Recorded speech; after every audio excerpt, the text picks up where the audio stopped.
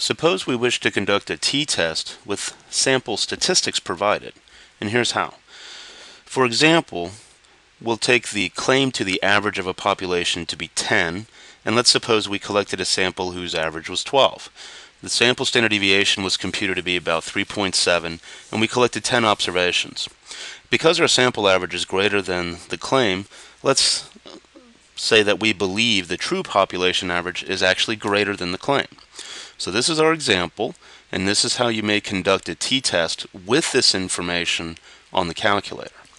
You hit Stat, you highlight Test, and you go down to t-test.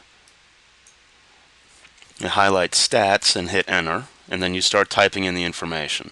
The claim to the population average is typed in first, that is 10 in our example. The sample average is typed in next, that's 12 in our example.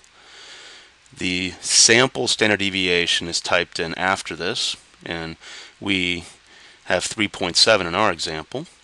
And then the sample size, the number of observations we collected, and we'll go ahead and make that 10. The alternative is next, and we're assuming that the true population average is greater than the claim, so we highlight that option, and then we calculate. The calculator has output the following information. The alternative is listed first. The test statistic, t equal to about 1.7, is listed next. The p-value is listed after this, that's about 0.06. Then the summary from the sample average being 12, the sample standard deviation being 3.7, and the sample size being 10. And this is how you may conduct a t-test with sample statistics provided.